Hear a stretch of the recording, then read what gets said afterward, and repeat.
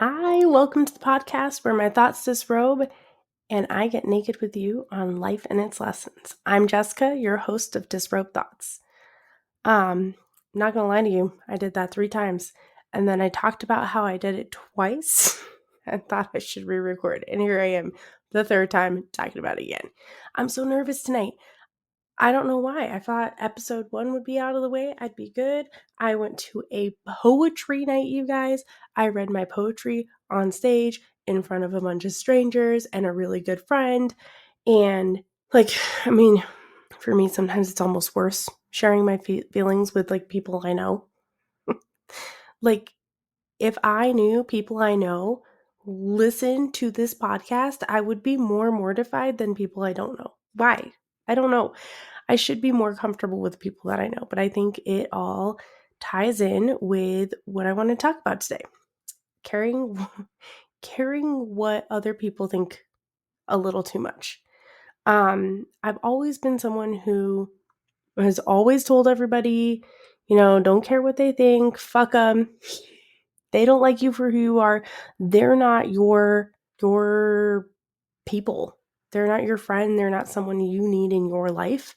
And but then turning that around on myself, oh, you guys, it's so much harder. Always harder to take your own advice. I know there are definitely some people out here who get that. And so something, and I don't care to an extent. There are some things that I fully do not give any fucks about, and you're just gonna have to fucking deal with who I am. That's that.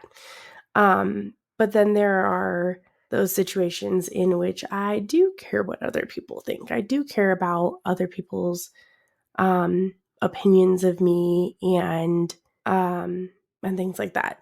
Part of what sparked the idea for this episode was that the other day I waited on a couple who ended up leaving me a note that said, "We understand that you have more than one job. You bartend, you do takeouts, and you're waiting on tables.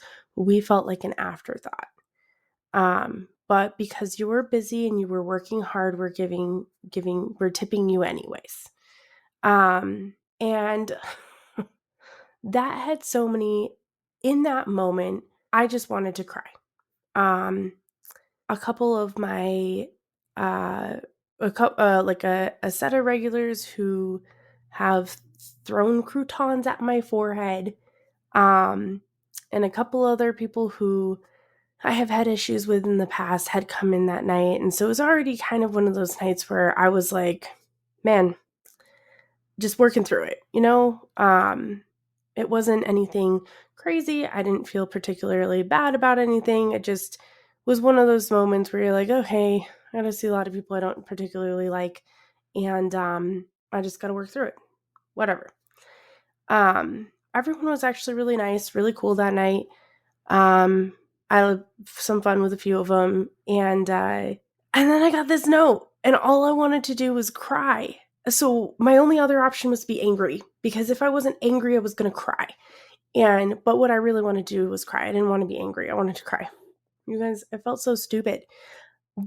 I was more mad that I wanted to cry because these people didn't think that, they thought they were an afterthought. And I don't know what that means. They had everything, all their drinks, all their sauces, everything they could have possibly asked for. They got it right away. They didn't have to wait for anything. And so I'm not exactly sure why these people felt like they were an afterthought. The only thing I can think of is maybe they wanted to chit chat a little bit more than I had time for. And I had to really remind myself that I am not responsible for their feelings. They are not responsible for mine. So they are not responsible for making me want to cry in the middle of my shift because I take my job very seriously. I do love what I do. I genuinely do love what I do. And I enjoy making people feel good about their dining experience. At the end, if they had fun, if they had a nice time, if they enjoyed their meal, that is the part I really enjoy. And the fact that somebody thought I didn't, I didn't give that to them. I know I'm not going to give that to every single person Not everyone's looking for that. But the fact that they felt like they had to go out of their way to tell me that they didn't feel like I took great enough care of them, that they were an afterthought, was like just heartbreaking to me. It hit like my perfectionism, it hit my people pleasing. You guys, it's those things that like that I work so hard on to not be doing. Yes, I still people please. Yes, I still perfectionize sometimes. Perfectionize, sure. And but like it hit a little bit home on the I guess on the people pleasing perfectionism triggering front. And I really had to remind myself those are my issues with myself. This note does not matter. Their opinions do not matter because I know I did a good job.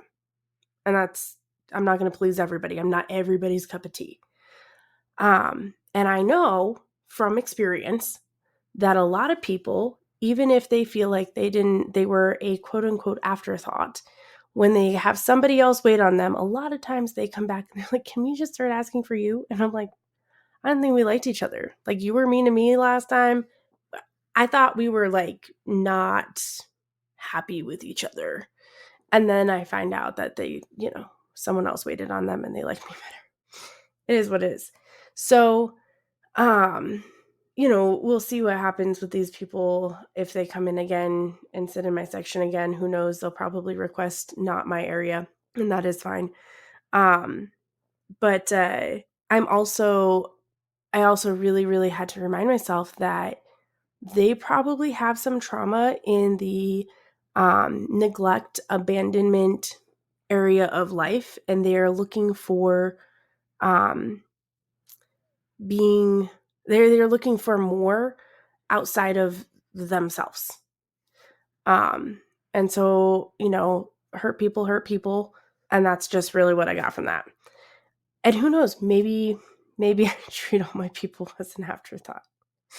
The amount of regulars I have, I don't feel like that's true. But if I do, I apologize, not my intention. But that was it was a really hard moment for me because I am working on not caring what people think about me and not caring what people really recognizing I'm not everybody's cup of tea. Several months back I found out a friend of mine didn't actually like me. They actually hate my guts. They hate my actual guts. These things that are inside of me, they hate them. They hate everything about me right down to my core. I can't tell you why. I have no idea. Nobody has been able to explain it to me. I could ask, but I don't really feel like that conversation would be very productive.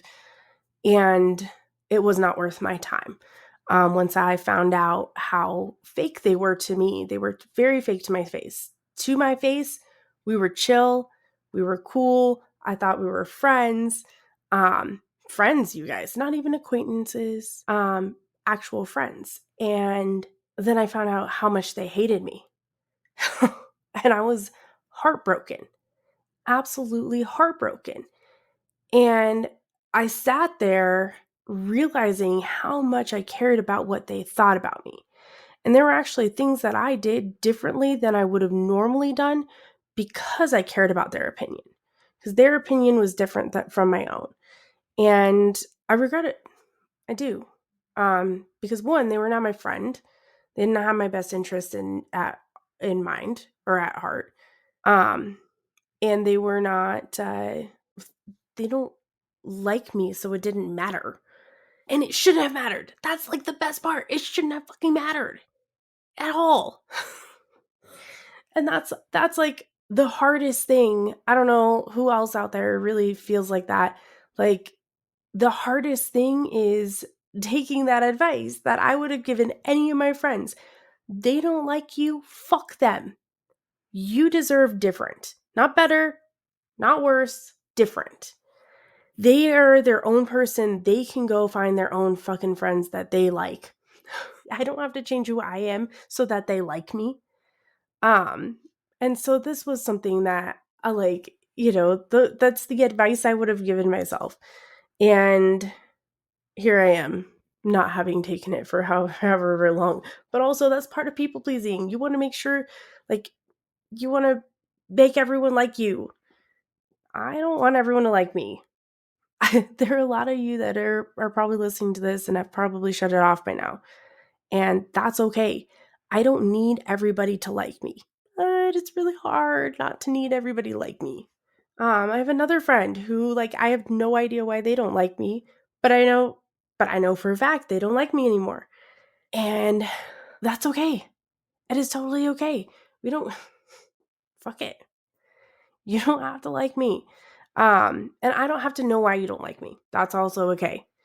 I guess what I prefer is to know that you don't like me. There's this girl who did not respect my boundaries. And I fully do not like her at all. Not at all. Not remotely. I probably never will. She is disrespectful. She is not kind. She's catty. She's rude. I don't appreciate any of that. Drama. She is drama times a million. I don't appreciate any of that. I don't need that in my space. I don't need that in my life. But she doesn't like me either, you guys. She hates my guts. Absolutely hates my guts. Talks a lot of trash about me. And I like knowing that we don't like each other. She has never been fake to me. She doesn't say hi to me. She doesn't say goodbye to me. She doesn't speak words to me unless she has to. And same. We're on the same page on that. I appreciate that. I like it when I mutually dislike somebody, when it's mutual dislike. And not you dislike me, but you're pretending to be my friend. That is where I have an issue. And I think it's just because, like, I think it's because I like you and I think you like me and I want you to like me. But because I think you like me, I think we're there. And then it just hits home and it hurts a little bit more. I feel like I've tangented and I don't know if I make sense anymore. But that was something that was really hard for me this week. And I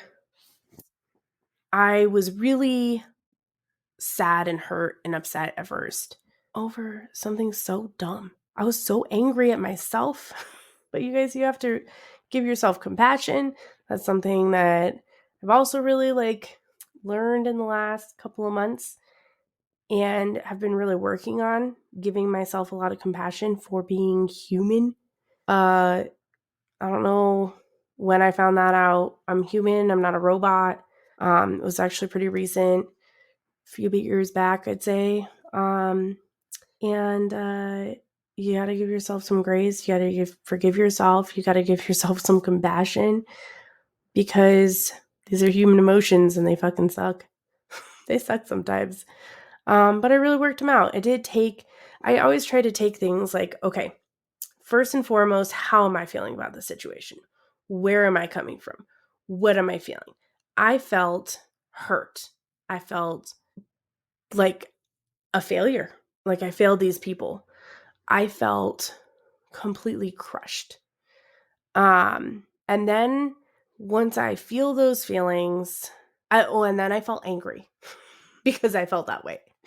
And then once I feel those feelings, I sit down and think about, and a lot of times I think about the surface level. Okay, what did I do wrong? What did I do wrong? Oh God, I saw something today. Where was it? What did I do wrong? Man, I don't remember where it was. But I saw something today that said something to the effect of always think about what I did wrong. Oh, I did post it. I did post it to the Disrobe Thoughts page. I'm gonna pull it up. I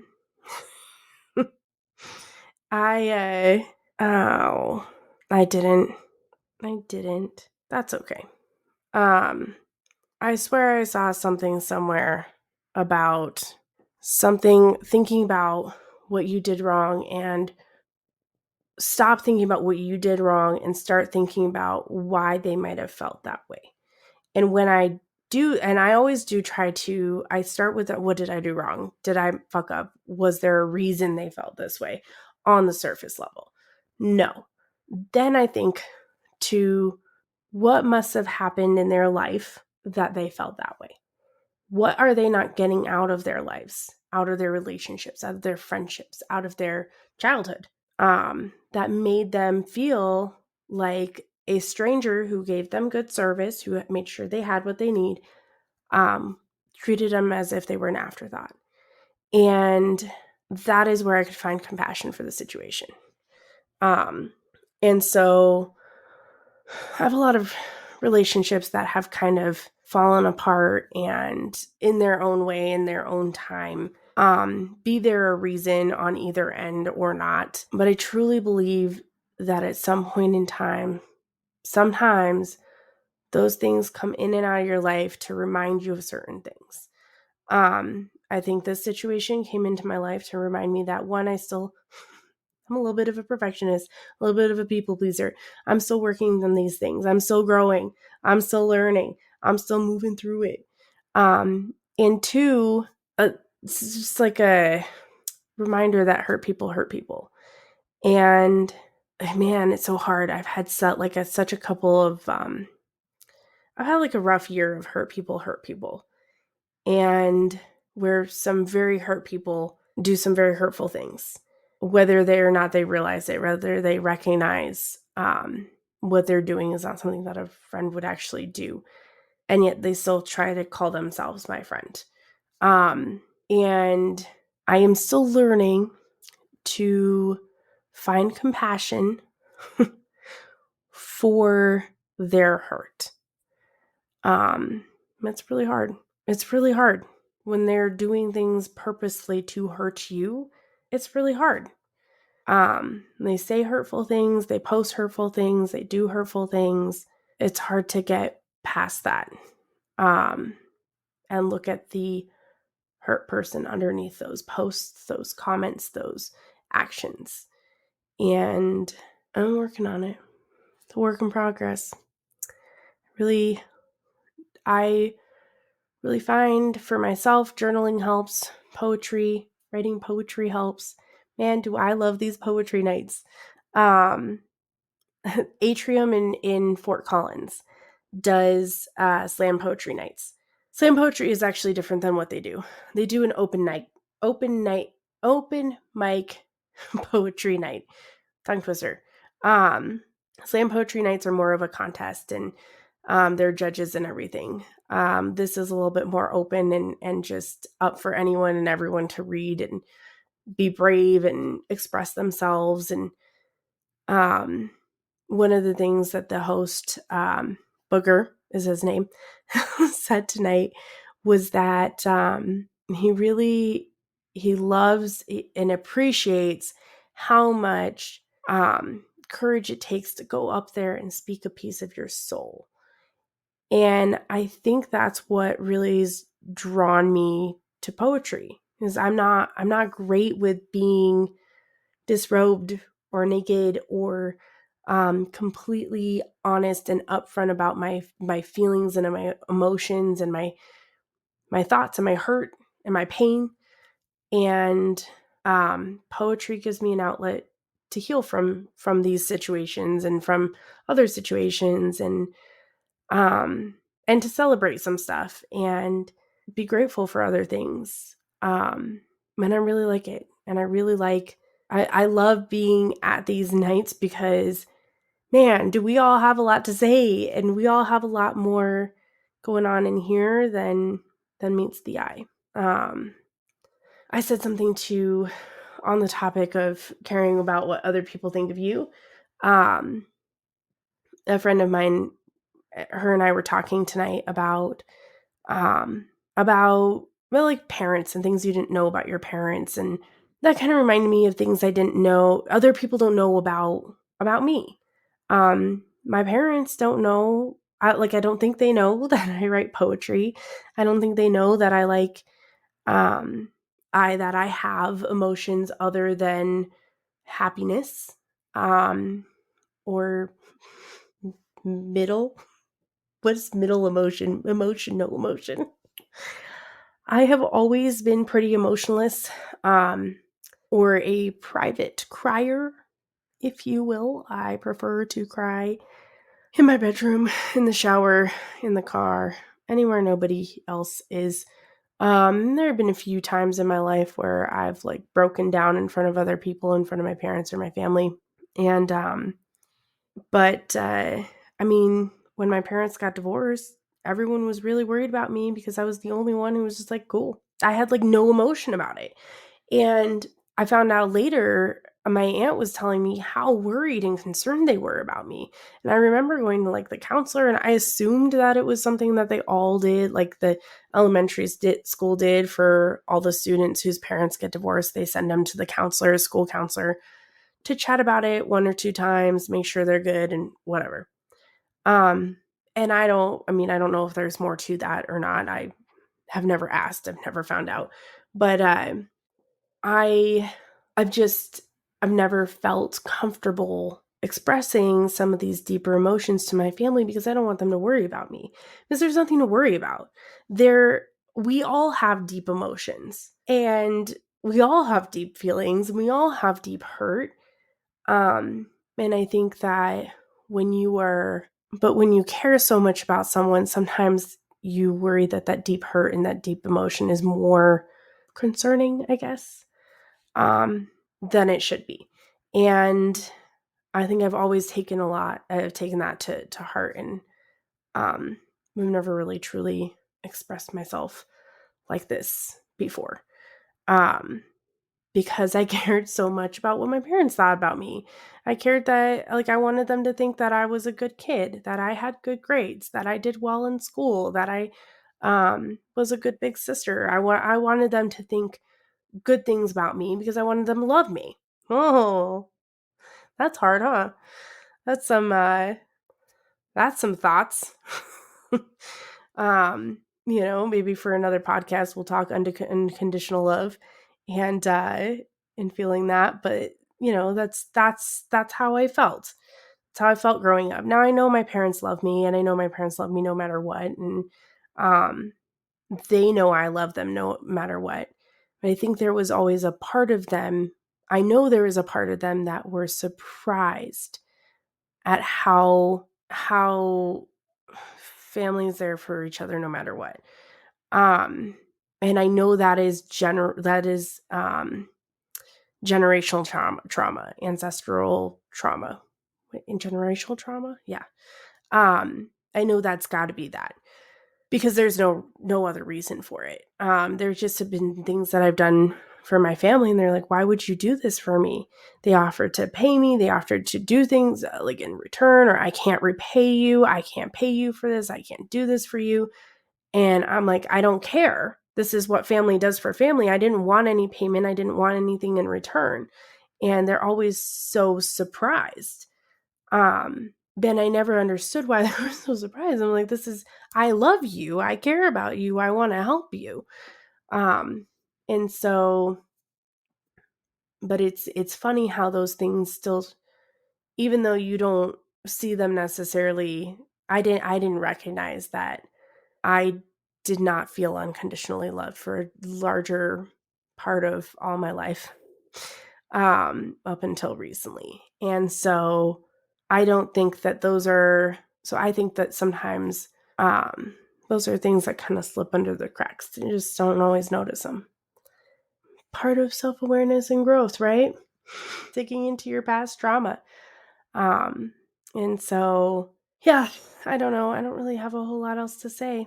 But that my caring about what other people think comes from childhood. And it is nobody's fault. I want to make that very clear. It is nobody's fault. I'm not blaming anybody. It is my own bullshit to work on. And I am working on it, and I'm working through it. That is the growth topic of the day, of the week, fuck of the years, all the years. Let me know if you guys have any thoughts on your own issues with wanting people to like you, with caring a little bit too much about what other people think. And yeah, thank you for listening. I really appreciate you all. Send me an email if you want, disrobethoughts@gmail.com. Visit my website, disrobethoughts.com. Facebook, disrobethoughts.com, Instagram, disrobethoughts.com. If there is a place you'd like to listen that I am not on, please let me know. Apple Podcasts always takes a little extra time.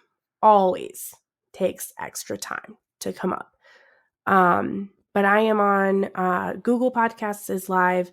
I realized just the other day I'm not on Amazon Podcasts. I will hop on that.